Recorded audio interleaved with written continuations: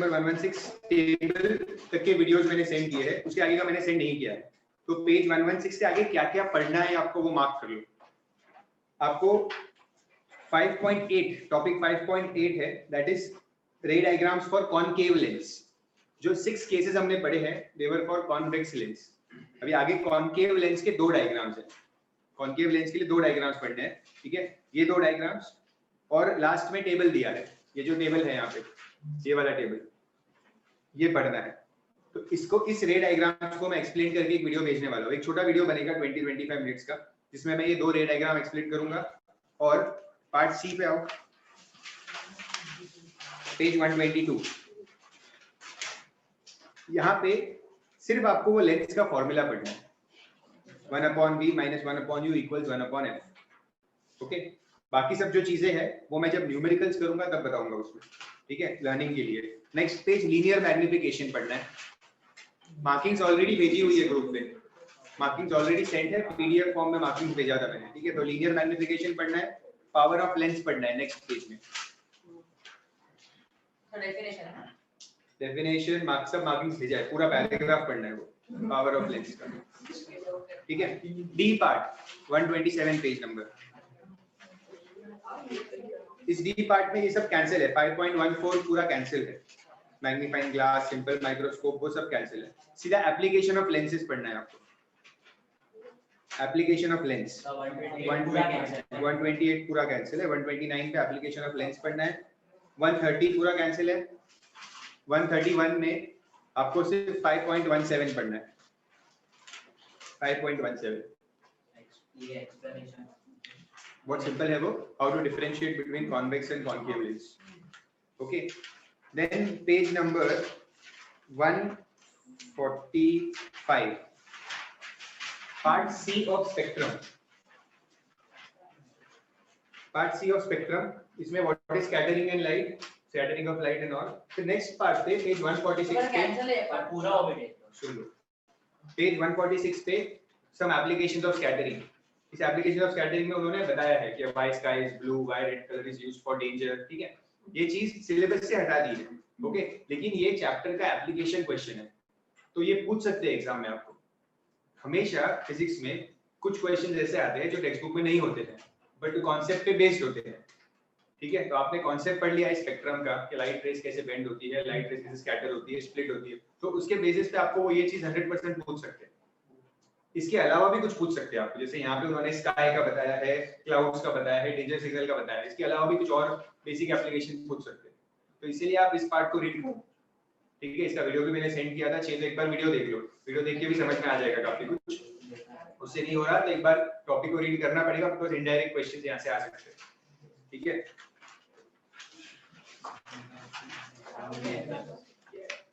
फिर radio activity week part cancel है, आपको ऑलरेडी पता है।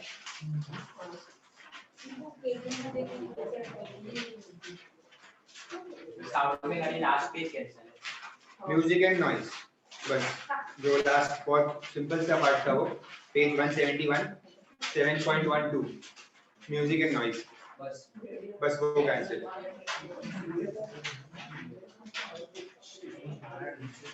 करंट में मैंने 2 चैप्टर के न्यूमेरिकल्स अभी तक नहीं करवाए, ठीक है।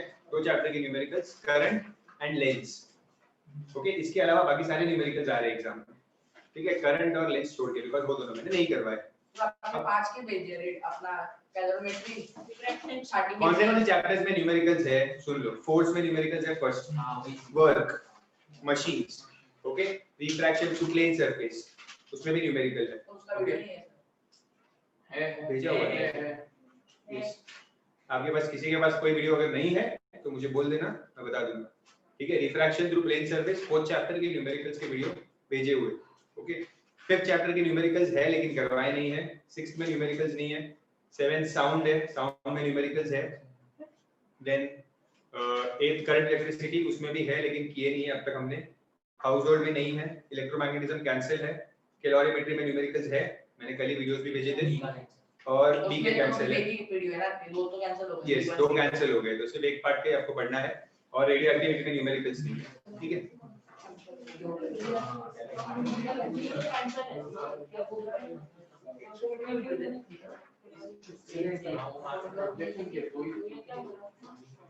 अब रेडियो एक्टिविटी चैप्टर में हम वो प्रैक्टिस करेंगे जहाँ पे how the disintegration of elements takes place by the emission of alpha beta and gamma particles. Alpha beta gamma particles जब रिलीज होते हैं तो क्या चेंजेस होता है, ये सीखा। Only A part numericals to be done in calorimetry.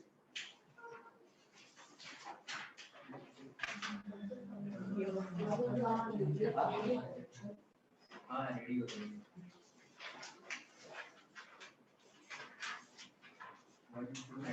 5.15 90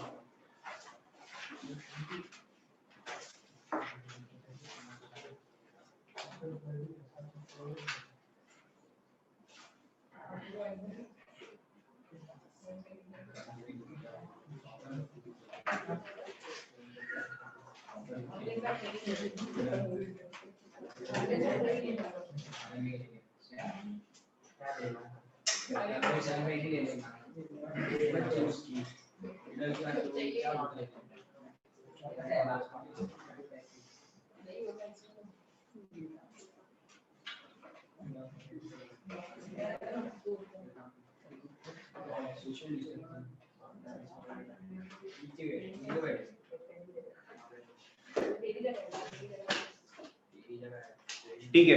C alpha particle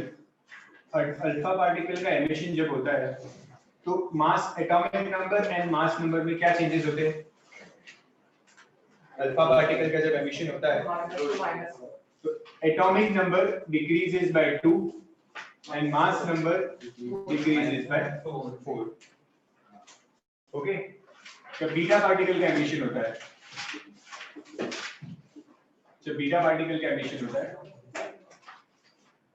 तो atomic number increases by 1, atomic number increases by 1, mass number remains same। ठीक है, ये लर्न होना चाहिए। एंड गामा में there is no change। Okay, अब इसमें से जो बीटा पार्टिकल में ऐसा क्यों होता है ये मैं एक बार एक्सप्लेन करता हूँ, इसकी वर्किंग इंपॉर्टेंट है बीटा पार्टिकल की। ओके, कैसा क्यों होता है बीटा पार्टिकल में that the atomic number increases by 1 but the mass number remains same। See,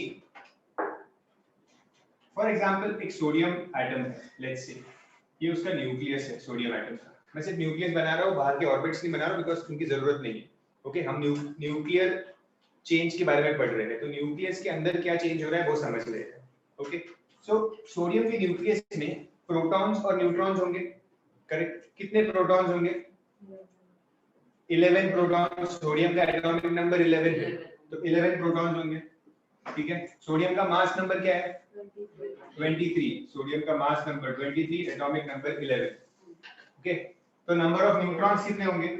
23 minus number of neutrons कैसे मिलते हैं? Mass number minus atomic number.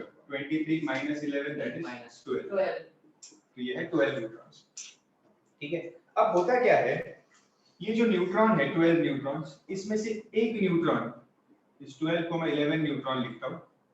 ठीक है, और ये जो एक न्यूट्रॉन है ना, ये एक न्यूट्रॉन स्प्लिट होता है।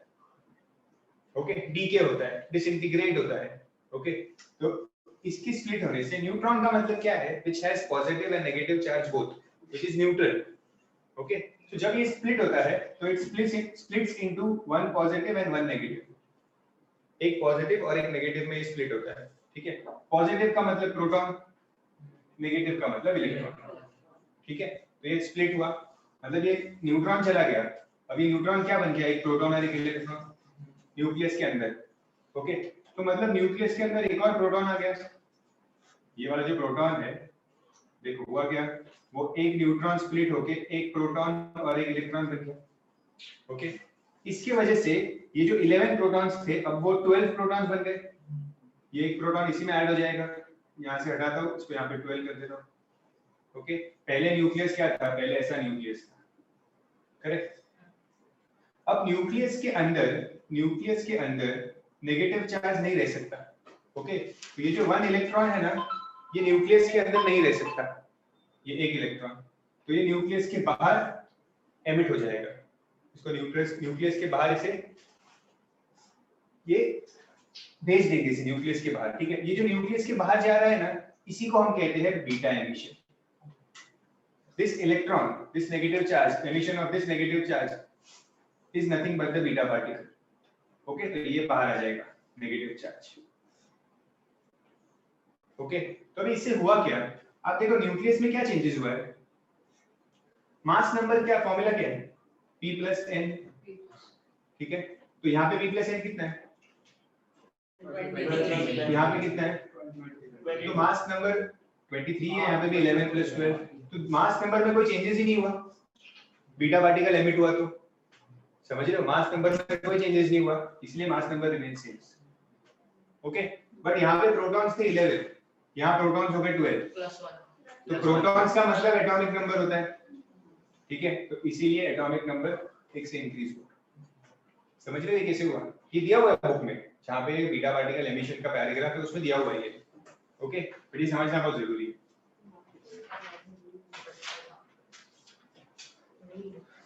अभी सम्स करेंगे, कम टू पेज नंबर 300।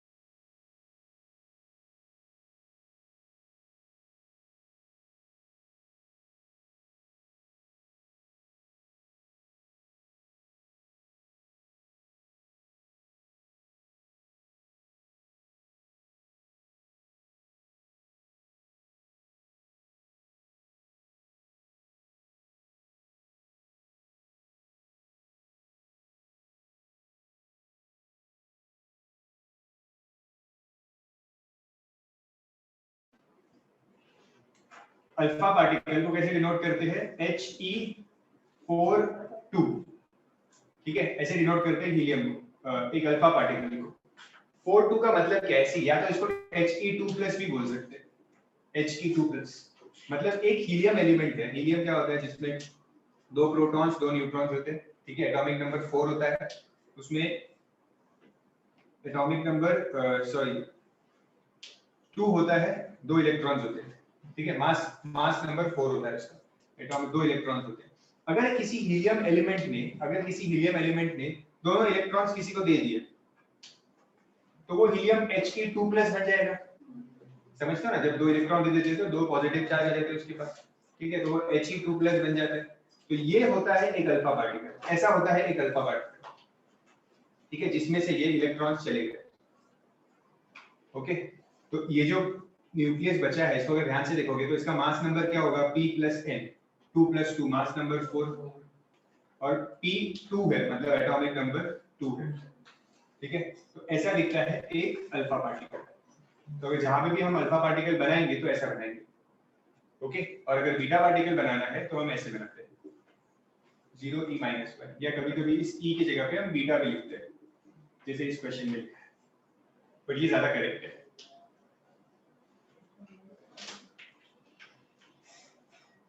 समझ रहे हैं? अभी इस सम में इसको कैसे सॉल्व करना है, तो यहाँ पे हुआ क्या है, ये एलिमेंट है और इसमें से क्या स्प्लिट हुआ, क्या निकला है, एक बीटा पार्टिकल। ठीक है, एक बीटा पार्टिकल का निकलना, इसका मतलब मास नंबर में क्या चेंजेस होंगे, मास नंबर में कोई चेंजेस नहीं होते जब बीटा पार्टिकल एमिट होता है। ठीक है, तो मास नंबर जो a है वो यहाँ पे भी a ही रहेगा। ठीक है, लेकिन जो एटॉमिक नंबर है उसमें क्या चेंजेस होते हैं, इंक्रीजेस बाय 1। ओके, तो ये हो जाएगा x प्लस 1। समझ रहे हैं? ये 2 मार्क के लिए 100% आएगा एग्जाम में, ये क्वेश्चंस 2 मार्क के लिए 100% आएंगे। ठीक है, तो इजीली 2 मार्क मिल जाएगा इस चैप्टर में से।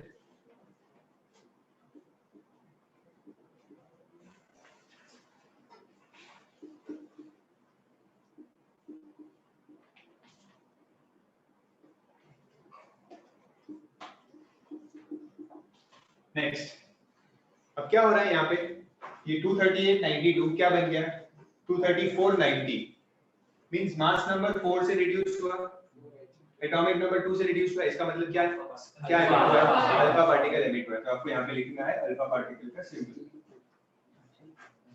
सर वो ए ऐसा नहीं लिख सकते। नहीं, ये वाला प्रॉपर होता है। एच भी लगते हैं। हीलियम, अभी बताया था ना, हीलियम पार्टिकल जैसा होता है अल्फा पार्टिकल। एक अल्फा पार्टिकल एक हीलियम पार्टिकल के जैसा होता है। अल्फा पार्टिकल में भी 2 प्रोटॉन 2 न्यूट्रॉन होते हैं, इसीलिए। अब नेक्स्ट,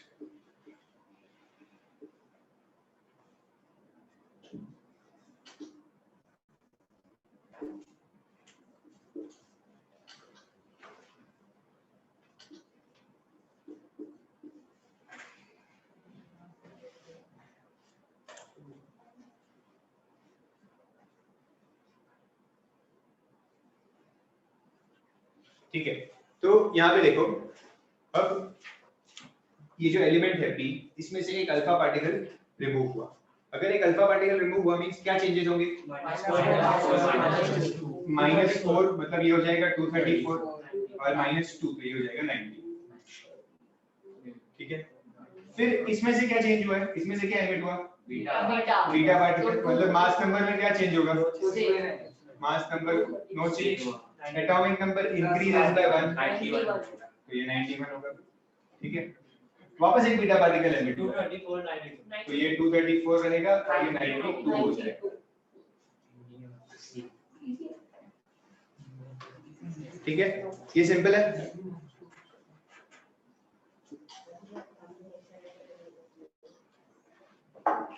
नेक्स्ट डी में वैल्यूज नहीं दिए, वेरिएबल्स दिए।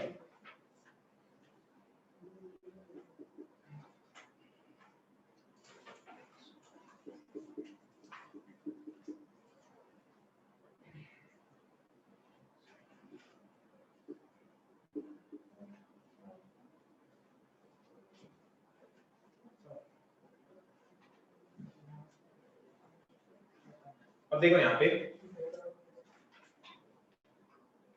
अब मुझे बताओ यहाँ पे अल्फा पार्टिकल एमिट हो रहा है तो इसमें क्या चेंजेस होगा, -2, तो इसको ऐसे ही लिखना पड़ेगा, ये -4 a -2। ठीक है, बिकॉज वैल्यूज नहीं है, वेरिएबल्स है। z-2 होगा ना, हाँ सॉरी, z-2। ओके, अब आगे गामा रिलीज हो रहा है तो कोई फर्क नहीं पड़ेगा, एज इट इज कॉपी करना है। ओके, अब एक बीटा पार्टिकल एमिट होने से एटॉमिक नंबर इंक्रीजेस बाय 1, तो 2 बीटा पार्टिकल एमिट होने से atomic number will increase by 2। ठीक है, तो यहाँ पे मास नंबर तो एज इट इज रहेगा, ये इंक्रीजेस बाय 2, मतलब z-2 जो है वो 2 से इंक्रीज हुआ, तो ये -2 + 2 कैंसिल, आपको यहाँ पे मिलेगा z।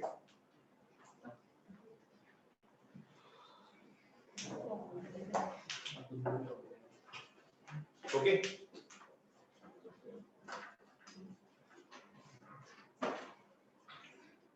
अब नेक्स्ट क्वेश्चन थोड़ा सा अलग है।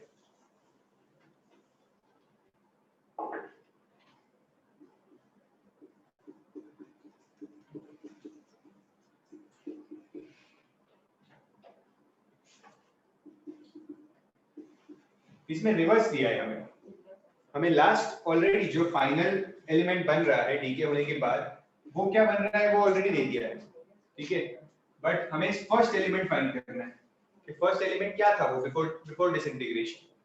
तो हमें रिवर्स जाना है, यहाँ पे उल्टा जाना है, ठीक है। तो जो भी प्रोसेस हम यहाँ पे करते थे उसका रिवर्स प्रोसेस यहाँ करेंगे।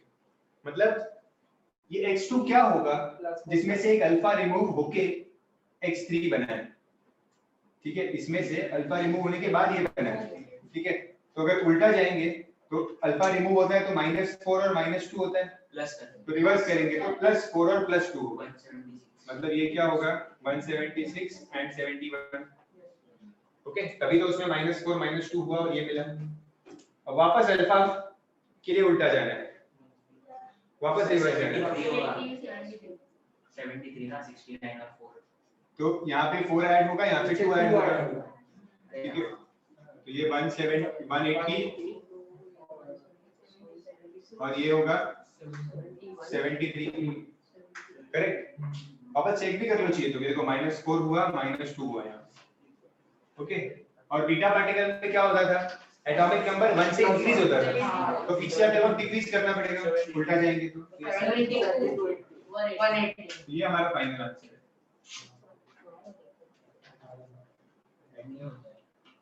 सर ये 4 में से कोई आएगा कोई और नंबर आ सकता है, कोई भी नंबर आ सकता है, आपको सिर्फ कॉन्सेप्ट याद रखना है, ठीक है।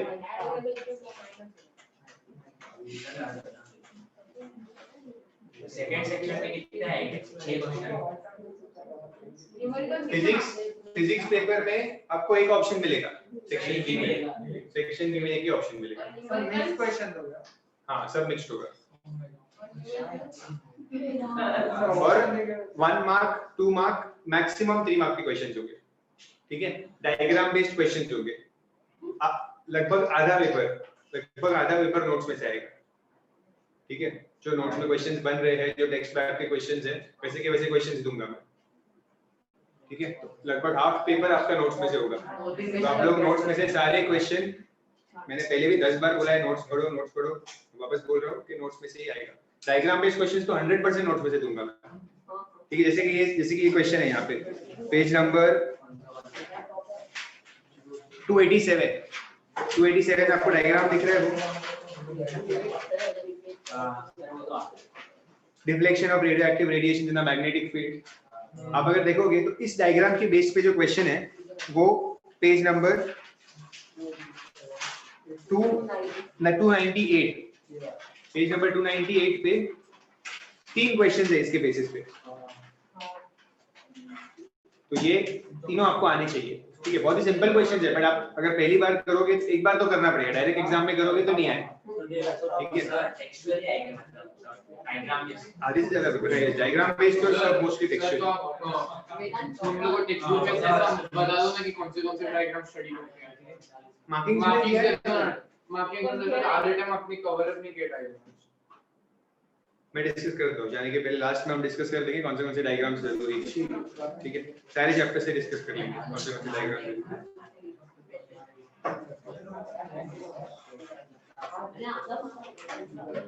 अच्छा अभी क्वेश्चन नंबर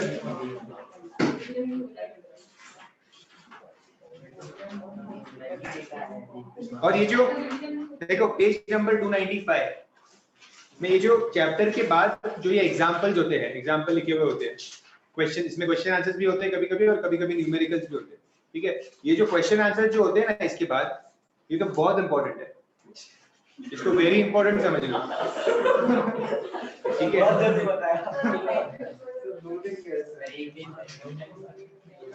और ये हर चैप्टर के पीछे नहीं है, हर चैप्टर के बाद ये क्वेश्चंस नहीं दिए हुए हैं, ठीक है। जैसे न्यूमेरिकल्स ही होते हैं, मोस्टली न्यूमेरिकल्स होते हैं, न्यूमेरिकल्स आप बाद में करोगे तो भी चलेगा, ठीक है। जो सॉल्व्ड एग्जांपल्स जैसे बोल सकते हैं आप, ये सॉल्व्ड एग्जांपल्स टाइप से।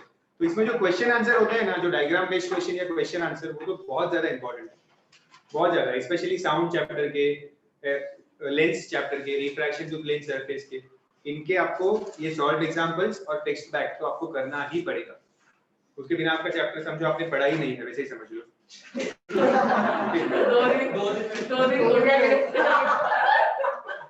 अगर आपने अभी मार्किंग पे ज्यादा फोकस किया तो मार्किंग तो है, बट आपको देखो मार्किंग पढ़ने के बाद आपको ये नहीं मालूम पड़ेगा क्वेश्चन कैसे पूछने वाले हैं। कॉन्सेप्ट आता होगा पर उसके बेस पे क्वेश्चन कैसे आएगा ये आपको नोट्स से है और सॉल्व एग्जांपल से ही। मार्किंग्स क्वेश्चन आंसर्स जो है ना उसमें पूरा चैप्टर कवर नहीं आपने होता। 20 मार्क का पेपर में कोई पूछे डायग्राम के क्वेश्चन, अब तो जो 20 मार्क का क्वेश्चन पेपर में एक भी आया नहीं सीधी ग्राफ अभी आएगा ना अभी ग्राफ है ना कि दो तीन चीज है जो मैं कल अच्छे से एक्सप्लेन करूंगा वापस एक बार। कौन सी चीज है? कैलोरीमेट्री का जो ग्राफ होता है जहाँ पे टेम्परेचर इंक्रीज होता है और ग्राफ बनता है कैलोरीमेट्री का, वो एक चीज। यस वो सॉल्व एग्जांपल में है। करंट इलेक्ट्रिसिटी में जो ग्राफ होता है ओम्स लॉ में जो ग्राफ आता है, ठीक है, करंट और वोल्टेज का, वो मैं कल एक्सप्लेन करूंगा। ठीक है, दो चीज ये इंपॉर्टेंट है। और एक मैं आपको सारा एप्लीकेशन ही डिस्कस कर दूंगा। सारे आप लोग आज एक बार रीड कर लो एप्लीकेशन, जो भी डाउट्स है कल पूछ लो मुझे। और ज्यादा कुछ नहीं है, आपको ऐसे लग रहा है कि थियोरेटिकल बेस है कि एप्लीकेशन बेस है? पूरा एप्लीकेशन बेस है। बहुत बहुत एप्लीकेशन बेस्ड होगा, ये थियरी भी होगा। डेफिनेशन और ऐसा यूनिट से फोकस क्या सर आपने ऐसे नहीं होता। फोकस करने का उस पे। तो बड़े बड़े आंसर आपको फिजिक्स में है ही कहाँ पे?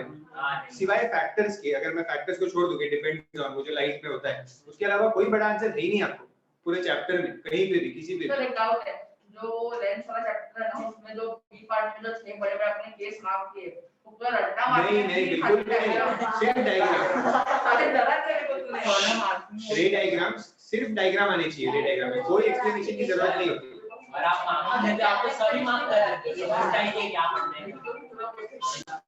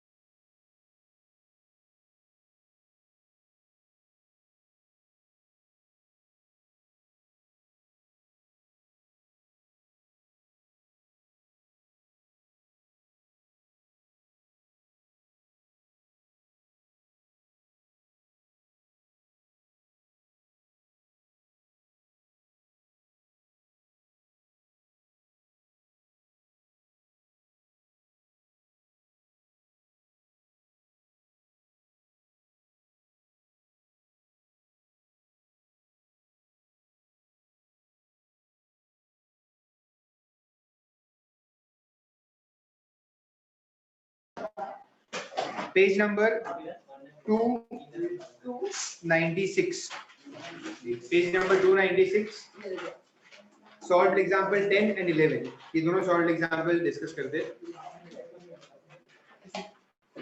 सॉल्व एग्जांपल 10 सिंपल है लेकिन कुछ अलग है, तो एक बार उसे गो थ्रू कर लेते हैं। क्या दिया है? A certain nucleus, page 296, solved example 10. A certain nucleus P has mass number 15 and atomic number 7. So एक P nucleus है, 15 and 7. Okay. Find the number of neutrons. तो न्यूट्रॉन्स के लिए 15 minus 7 करेंगे, आंसर आ जाएगा। ठीक है। अब क्या दिया है देखो, हमने सिंबल भी लिख दिया है यहाँ पे, ये सिंबल लिख दिया, इसका सेकंड पार्ट भी हो गया। थर्ड पार्ट देखो, the nucleus P loses one proton. First part में एक प्रोटॉन लूज कर रहा है वो, अभी तक हमने अल्फा बीटा गामा का एमिशन देखा था, यहाँ पे बोल रहे हैं कि एक प्रोटॉन लूज कर रहा है। सबसे पहले एक प्रोटॉन को लिखते कैसे है? एक प्रोटॉन को ऐसे लिखते हैं, एक प्रोटॉन का एटॉमिक नंबर भी 1 होता है, मास नंबर भी 1 होता है। ठीक है, तो एक प्रोटॉन को ऐसे लिखते हैं। तो वो कह रहे हैं कि एक प्रोटॉन एमिट हुआ है, किसमें से? इसमें से। तो इसके अंदर से, इसमें से एक प्रोटॉन एमिट हुआ है, तो जो न्यू एलिमेंट बनेगा उसमें क्या चेंजेस आएंगे यहाँ पे न्यू एलिमेंट में? एक ये प्रोटॉन जो है उसने एक मास नंबर और एक एटॉमिक नंबर दोनों को एक एक से कम कर देगा, क्योंकि वो खुद 1 1 है, तो वो इसमें से दोनों को एक एक कम कर देगा, तो ये बन जाएगा 14 और 6। समझ रहे हैं? एक प्रोटॉन जब एमिट होता है तो क्या होता है? ओके। नेक्स्ट बोला है 1 बीटा पार्टिकल। नेक्स्ट कहा है 1 बीटा पार्टिकल जब एमिट होगा तो क्या चेंजेस होंगे?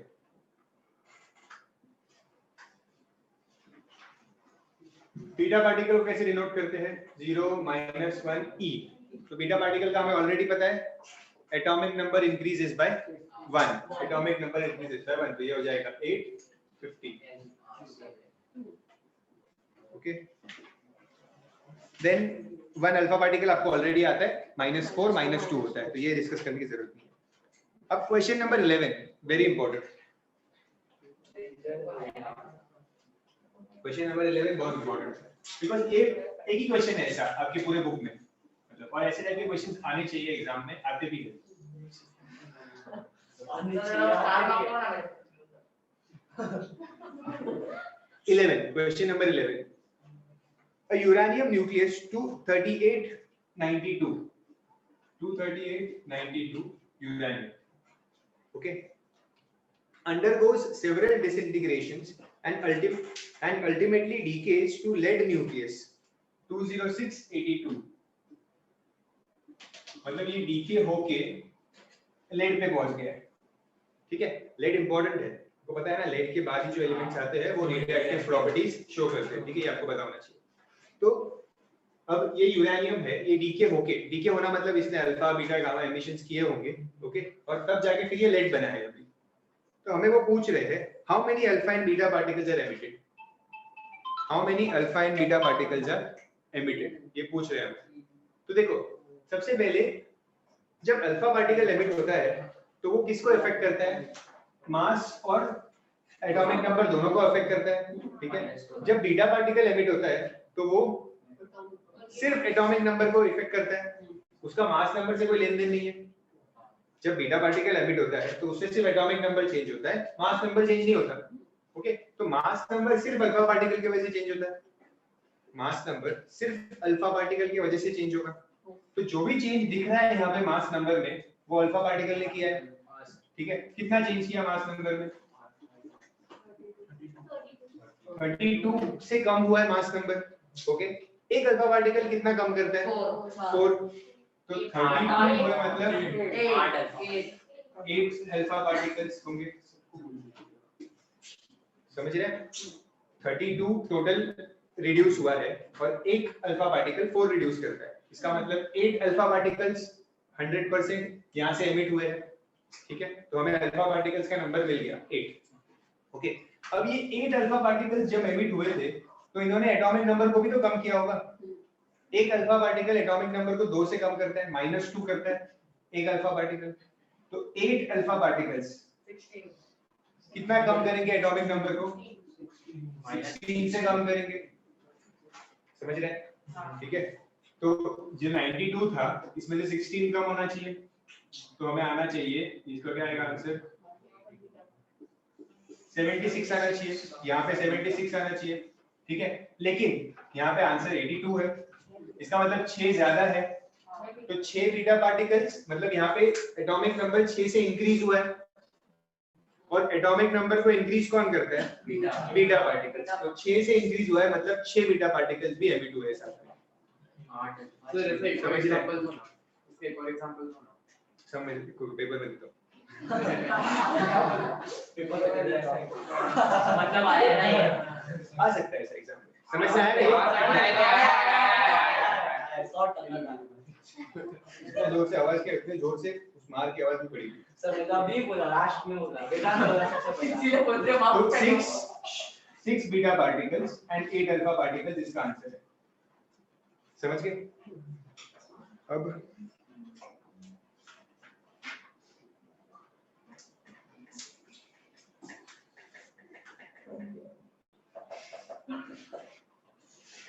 समझ में आया ये? एक बार शॉर्ट में वापस एक्सप्लेन करता हूँ कि पहले 238 था मास नंबर, जो रिड्यूस होके 206 बन गया, मींस रिडक्शन हुआ 32 का, ओके।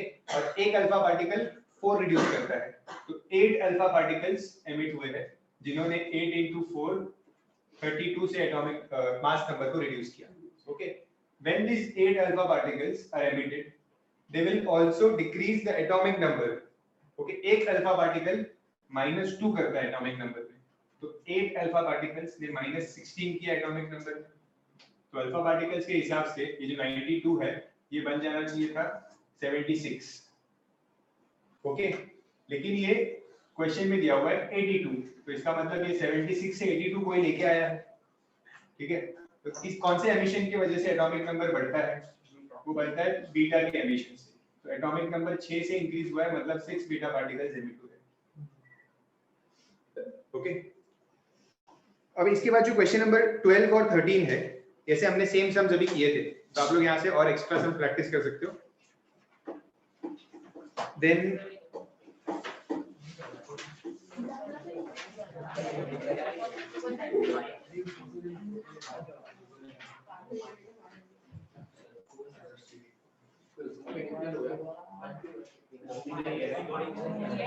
रिकॉर्डिंग है।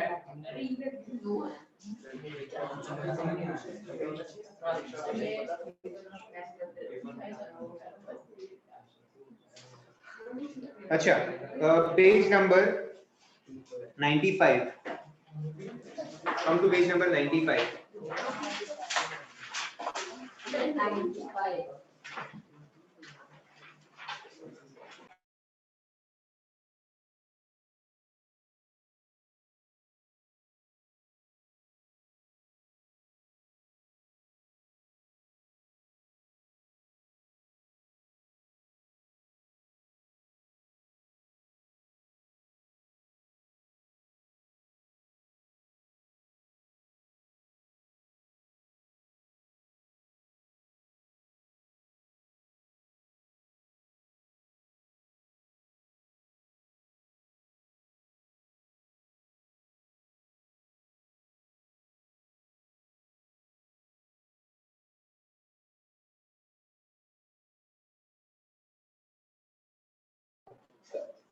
Page number 95, total internal reflection through a 45, 90, 45 prism. दो टाइप के प्रिज्म है जिसका रिफ्लेक्शन, जिसके अंदर का रिफ्लेक्शन एंड रिफ्रैक्शन आपको आना चाहिए। एक है 45, 90, 45 प्रिज्म और एक है 30, 60, 90 प्रिज्म। ठीक है, मैं दोनों का आपको शॉर्ट में बताता हूँ कि कैसे आपको याद रखना है और क्या याद रखना है इसके अंदर। इसकी पूरी वर्किंग आपको याद नहीं रखनी है। क्या याद रखना है? फर्स्ट, टू डिविएट अ रे थ्रू 90 डिग्रीज। ये जो फर्स्ट डायग्राम है इसमें क्या दिया है, पेज नंबर 95, टू डिविएट अ रे थ्रू 90 डिग्रीज। मतलब ये जो 45, 90 का प्रिज्म है, इसमें अगर आप कोई भी ये साइड से रे को अंदर इंसिडेंट करोगे, परपेंडिकुलर रे इंसिडेंट करोगे, ठीक है, तो वो है 90 डिग्री डिविएट होके बाहर आएगी। तो आपको क्वेश्चन कैसे पूछ सकते हैं एग्जाम में, हाउ टू डिविएट अ रे बाय 90 डिग्रीज। या कौन सा प्रिज्म यूज होता है 90 डिग्रीज डिविएट करने के लिए रे को? तो आपको लिखना है 45 90 45 प्रिज्म यूज होता है। डायग्राम बनाने बोला तो आपको ये डायग्राम बना के दिखाना है। एक रे का डायग्राम भी इनफ होता है। आपको दो बनाना है, आप दो रेज भी बना सकते हो ऐसे। ठीक है, ये हो गया 40, ये 90 डिग्रीज डिविएट के लिए हो गया। Okay, B diagram B. Diagram B में 180 डिग्रीज डिविएट करना है अगर रे को, तो आपको जो ये प्रिज्म है 45 90 45 इसको ऐसे प्लेस करना है। ये ऐसे प्लेस करना है इसको प्रिज्म को। यहाँ पे 90 डिग्रीज यहाँ पे है और जो हाइपोटेन्यूज है, ये हाइपोटेन्यूज है, यहाँ से रे को इंसिडेंट करवाना है हाइपोटेन्यूज से। अब मैं 180 डिग्रीज डेविएशन के लिए बता रहा हूँ। रे को कहाँ से इंसिडेंट करवाना है? हाइपोटेन्यूज से। हाइपोटेन्यूज से इंसिडेंट करवाया, ये टोटल रिफ्लेक्शन होगा 2 बार और रे यू टर्न करके बाहर आएगी। ठीक है, ये पूरा यू टर्न किया मतलब उसमें 180 डिग्रीज डिविएट हुआ है। समझ रहे हैं? ये 180 डिग्रीज डेविएशन रे का। ओके, यूज भी इंपॉर्टेंट है। दोनों ए और बी जो एग्जांपल देखे उनके लास्ट लाइन में यूज लिखा हुआ है। यूज, वो यूज बहुत इंपॉर्टेंट है। टेलीस्कोप में यूज होता है या वो और बाइनोकुलर्स में कोई यूज होता है, कोई कैमरा में यूज होता है। वैसे ही क्यों स्टार्ट वापस क्यों नहीं आई? मतलब यहाँ से ऐसा कैसे आएगी ये? वो वाले केस में कैसे आई? फर्स्ट केस में तो ये केस में क्यों नहीं आई? आई ना वापस, ये वापस ही आई है। नहीं मतलब उसको वो साइड टिल्ट करके वापस ऐसे आई। देखो बात समझो।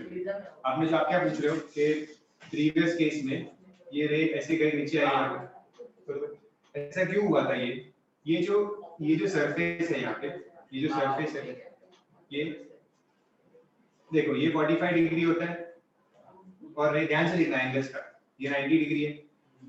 ओके, ये 45 है, ये 90 है, तो ये भी 45 होगा।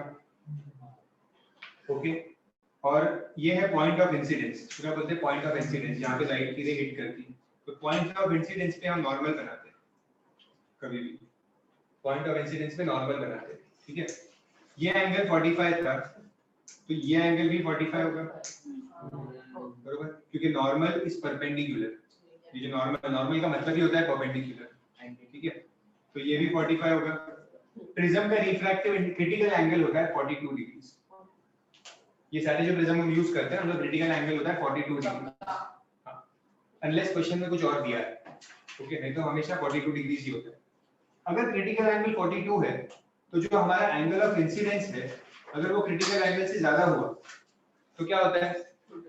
टोटल इंटरनल डिफ्लेक्शन होता है।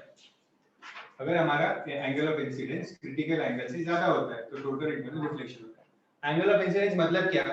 ये इंसिडेंट रे और नॉर्मल के बीच में का ये एंगल, और ये एंगल मुझे मिला है 45, तो इसलिए यहाँ पे टोटल इंटरनल रिफ्लेक्शन हुआ।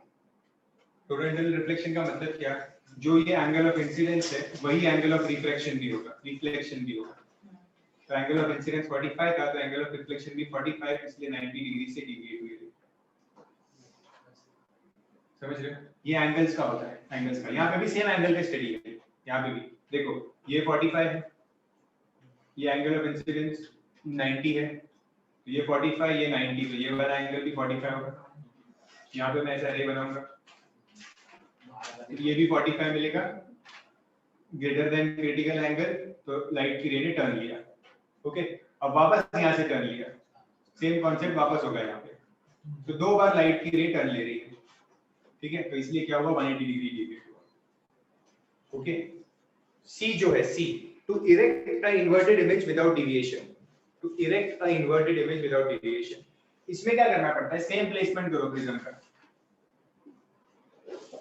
आपको एग्जाम में वर्किंग नहीं पूछेंगे, मैं बार-बार क्या बता रहा हूं, वर्किंग नहीं पूछेंगे एग्जाम में। एग्जाम में आपको ऐसे बोलेंगे कि इरेक्ट करने के लिए प्रिज्म का डायग्राम बनाओ, या इरेक्टिंग प्रिज्म में कौन सा प्रिज्म यूज करते हैं, 45 90 45, ठीक है, या इनकम्प्लीट डायग्राम देंगे आपको, ऐसे देंगे यहाँ पे एक इमेज है, ठीक है, और यहाँ से ऐसे रेज बनाएंगे, आपको बोलेंगे कंप्लीट का डायग्राम ऐसा। तो आपको ये वाला डायग्राम आना चाहिए कि ये इरेक्टिंग प्रिज्म है जिसमें लाइट की रे को हाइपोटेन्यूज से इंट्रोड्यूस नहीं किया है। ये जो 90 डिग्री वाले एंगल साइड्स होती है ना, ये साइड्स कंटेन के राइट एंगल, वहां से इंट्रोड्यूस किया है। और वो भी कैसे इंट्रोड्यूस किया है? परपेंडिकुलर नहीं किया है, ये परपेंडिकुलर नहीं है, देखो स्लैंट। ओके, तो यहाँ से क्या होगा? यहाँ से नीचे जाएगी, ये भी नीचे जाएगा, ये यहाँ से ऐसे ऊपर, ये भी ऊपर। तो ये जो देखो, ये अगर एक एरो है इसका, ये इसका बेस है एरो का, ठीक है। समझो मैं यहाँ पे उल्टा बनाता हूँ, तो ये इरेक्टिंग प्रिज्म है, ये ऐसा है।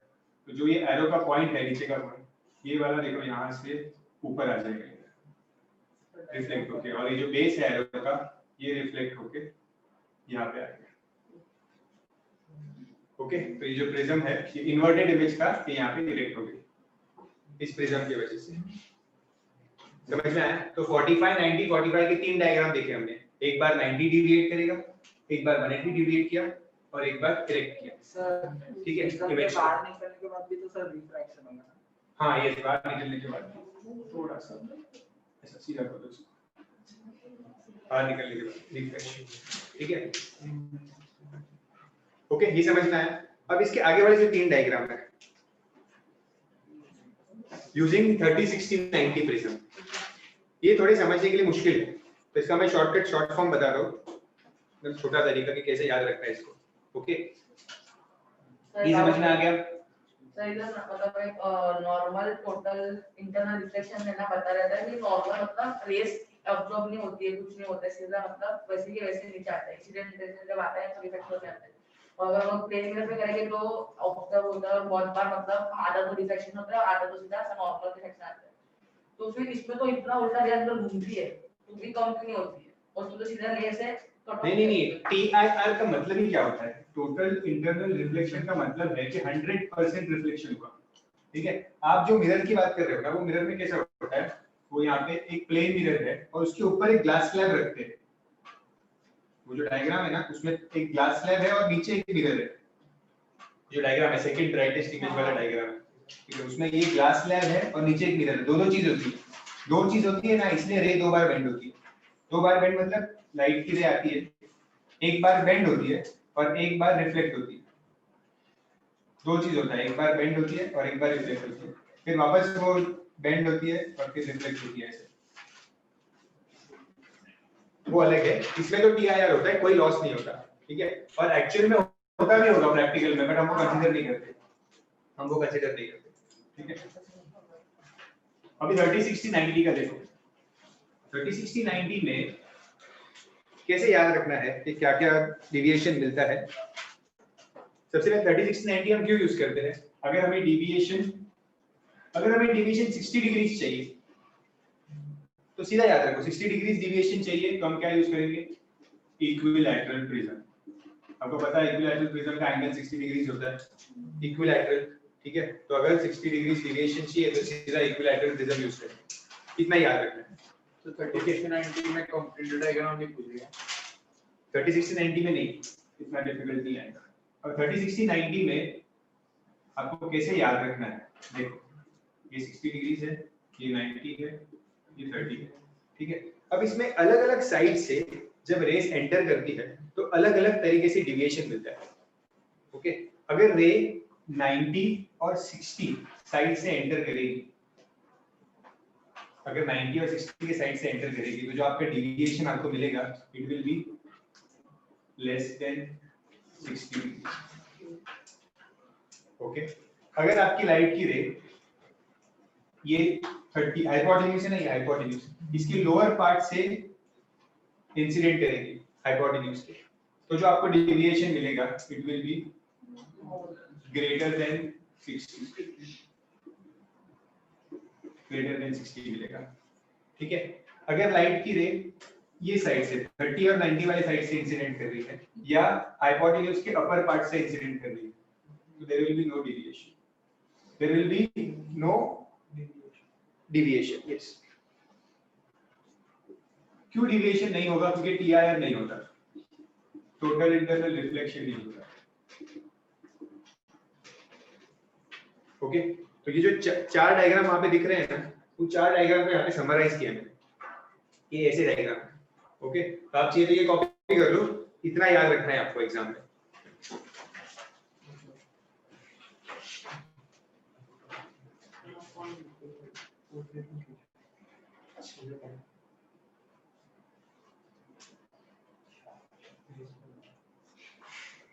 ये इतना आपको आना चाहिए एग्जाम में। ठीक है, अभी अगर रे आपको कंप्लीट करने के लिए बोला डायग्राम, समझो ये क्वेश्चन दे दिया और कंप्लीट करने के लिए बोला, ठीक है, तो अगर आपने ये डायग्राम आपको ये याद है तो आप कंप्लीट कर सकते हो, खाली ये जो लिखा है उसको याद करके भी कंप्लीट कर सकते हो। कैसे? समझो अगर लिखा है लेस देन 60, ठीक है, समझो ये डायग्राम एग्जाम में आ गया 60 30 90 और यहाँ से लाइट की रे आपने इंसिडेंट की, ओके, यहाँ से लाइट की रे जब इंसिडेंट करोगे तो इस पॉइंट पे होता है ये नॉर्मल है, ठीक है, टोटल इंटरनल रिफ्लेक्शन होता है ये पॉइंट पे, टोटल इंटरनल रिफ्लेक्शन। तो जो लाइट की रे है ना वो देखो ये एंगल 60 डिग्रीज है, 45 नहीं है, 45 होता है तो स्ट्रेट जाती है सब, थोड़ा स्लैंट होके ऐसा ऊपर की तरफ, ओके, और फिर थोड़ा रिफ्रैक्ट होके बाहर आ जाएगी। So you use का angle 42 से कम से इसका ये वाला इसका एंगल 42 से कम होगा बोल रहे हो? नहीं, देखो कैसे, ये 90 डिग्रीज है, ये 60 है, तो ये एंगल कितना होगा? 30 होगा, ओके। अगर ये एंगल 30 है तो ये वाला एंगल कितना होगा? 60। ये नॉर्मल है, ये नॉर्मल है, अगर ये 30 है तो ये 60 होगा, टोटल 90 होता है। अगर ये 60 है तो ये एंगल ऑफ इंसिडेंस है, 60 इज ग्रेटर देन 42, ओके, तो टी आईआर होगा, तो ये भी 60 मिलेगा, तो इसलिए ये 120 हो जाएगा, इसलिए लाइन स्ट्रेट नहीं गई, 120 एंगल ऑब्ट्यूज एंगल है, तो ये ऐसे ऊपर गई, ओके। और यहाँ से हमेशा 2 बार नहीं होता है, यहाँ से सीधा बाहर जाएगा। ये क्या होगा? ये नॉर्मल रिफ्रैक्शन हुआ, डेंस टू रेयर हुआ, away from the normal, okay. जब यहाँ से रे अंदर आती है ना, यहाँ से, तो टीआईआर होता ही नहीं है इन दोनों केस में, सीधा यहाँ से अंदर आके बाहर चली जाती है, यहाँ से भी ऐसा आती है और बाहर चली जाती है, टीआईआर नहीं होता है। तो greater than 90 होता है, ग्रेटर देन 60 तब डायग्राम कैसे बनता है? तब डायग्राम ऐसे बनता है, लाइट की रे ऐसे आती है यहाँ से, ठीक है, इधर से इधर आएगी और इधर से ऊपर आएगी, क्योंकि देखो एग्जाम में कोई मेजरमेंट नहीं लेना है, एग्जाम में आपको कोई मेजरमेंट नहीं बनाना है, कोई एंगल्स नहीं बनाना है, अगर डायग्राम बनाने आ भी गया तो आपको रफली बनाना होता है, तो ये ऐसे ही बस रफ से लाइट की रेंज बना दो ऐसे बस, और यहाँ पे एंगल्स लिख दो खाली, ये 90 डिग्री है, दिस इज 60 डिग्री, ठीक है, और जो एंगल ऑफ डेविएशन आएगा आपका, जो एंगल ऑफ डेविएशन होता है it will be greater than 60 वैसा। यूज पढ़ना है, यूज इंपॉर्टेंट है, सब प्रिज्म का नाम यही है 60 हाँ।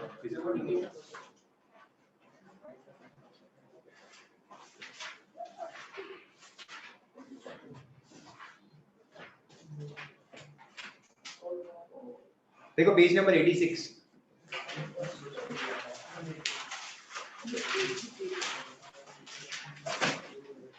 डायग्राम दिख रहे, इतने सारे क्वेश्चंस दिख रहे, ये ऐसे टाइप के क्वेश्चंस एग्जाम में आते हैं, इसलिए आपको ये करना जरूरी है, आपको ये पढ़ना जरूरी है।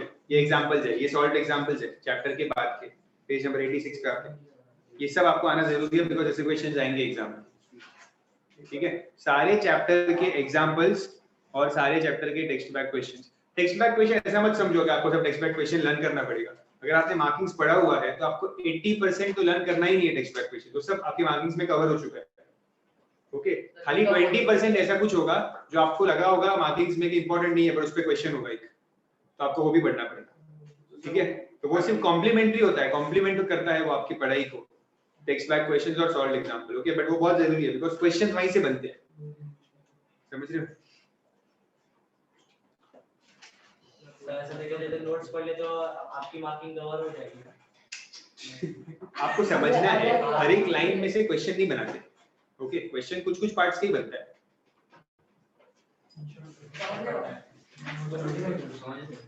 अच्छा, करंट इलेक्ट्रिसिटी में सीरीज और पैरेलल का डेरिवेशन भी आता है, सीरीज और पैरेलल का डेरिवेशन, ठीक है, हमने किया भी है, वो वीडियो में भी करवाया है सीरीज और पैरेलल का, एक बार चाहिए तो वीडियो में से वापस देख लो, 10 मिनट लगेगा, सीरीज पैरेलल का डेरिवेशन समझ लो, ओके। कौन से पार्ट इसमें? सेकंड पार्ट, सी पार्ट में डेरिवेशन सीरीज पैरेलल का, ठीक है।